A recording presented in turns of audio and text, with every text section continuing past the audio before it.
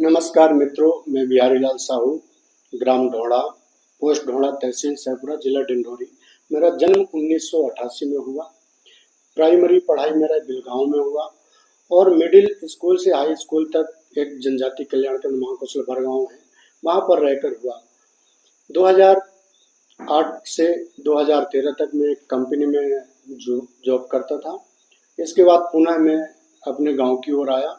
2016 में एक वैकेंसी निकली जैविक मध्य प्रदेश विज्ञान प्रौद्योगिकी परिषद भोपाल द्वारा, जो जनजाति कल्याण केंद्र में जैविक खेती के लिए आया, तो उसमें हमने आवेदन फिलअप किया।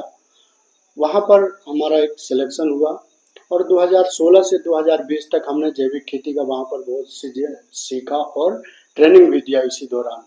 इस बीच 2018 में उद्यान नेहरू युवा केंद्र द्वारा उद्यानिकी विभाग के सैरने पर हमें ट्रेनिंग के लिए बुलाया गया। 3 दिन कार्यक्रम था डिंडोरी में, वहाँ हमने सैकड़ों किसानों को ट्रेनिंग दिया। इस बीच 2019 में कुलपति जवाहरलाल नेहरू विश्वविद्यालय द्वारा हमें सम्मानित किया गया।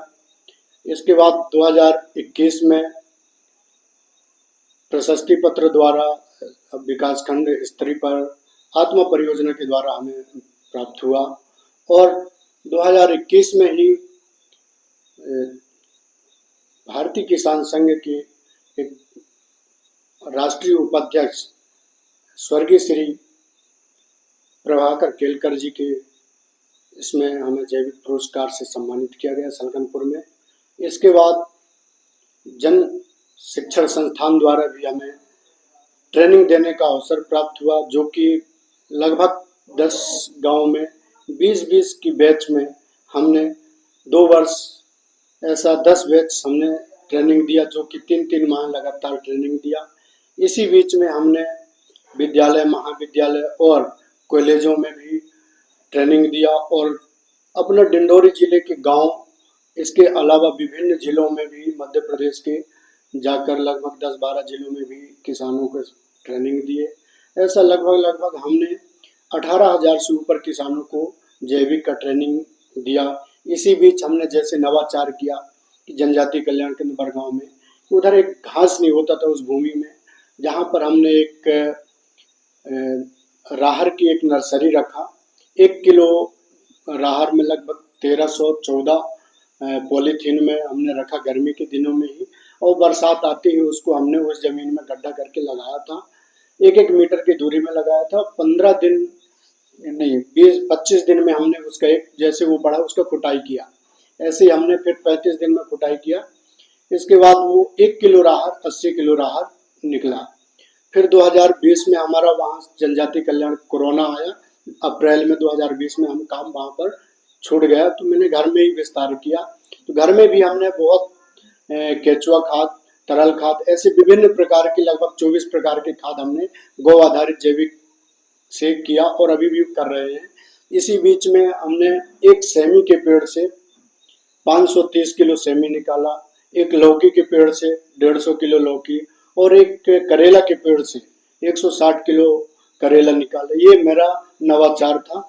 इसी बीच में हमारे इधर पे जो गौ आधारित नर्मदांचल गौ सेवा समिति एक मिनी फार्म हाउस है, इस पर बहुत बाहर से लोग आते हैं, उनको भी हम विशेष रूप से जानकारी देते हैं और इसमें कॉलेज, विद्यालय, टीचर, किसान, विभिन्न जिलों से भी लोग आते हैं, उनको भी मैं निःशुल्क जानकारी देता हूं।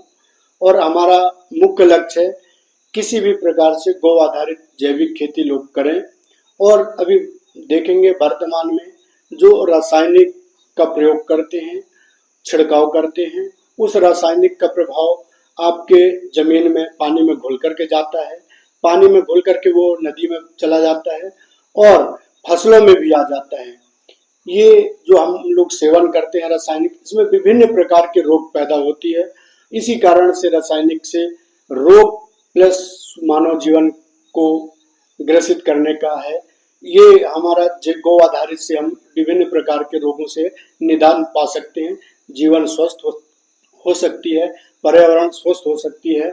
और गाय कहते हैं कि गाय घर में पालना चाहिए, लेकिन मेरा मानना है कि गाय को हम नहीं पालते, गाय हमको पालती है।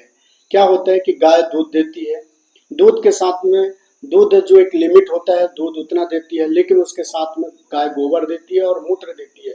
उस गोबर और मूत्र की कीमत हमें दूध से ज़्यादा होता है, जो कि मैंने स्वयं 20 रुपये लीटर घर से विक्रय करता हूँ और गोबर से केचुआ खाद बना करके उपयोग करते हैं और मूत्र के विभिन्न प्रकार के रसायन वो दवा बनाते हैं जैविक में, जो आप देखेंगे कि कीटनाशक, कीट नियंत्रण के लिए अग्निअस्त्र, ब्रह्मास्त्र, नीमास्त्र आदि।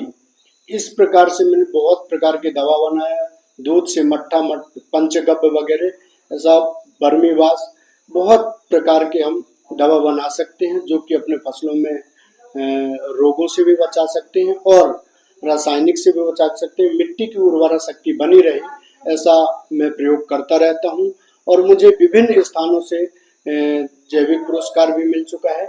दिल्ली में भी 2022 में हमें पशु केंद्रीय मंत्री पशु पालन डेयरी विभाग से आदरणीय पुरुषोत्तम रूपाला जी के द्वारा भी हमें पुरस्कृत मिल चुका है। ऐसा मैं चाहूँगा कि आप सभी लोगों से कि आप लोग भी जैविक खेती करें और जीवन को स्वस्थ बनाएं, अपने साथ साथ अपने पड़ोस को, देश को भी स्वस्थ बनाएं। जय हिंद, जय भारत, जय वंदना।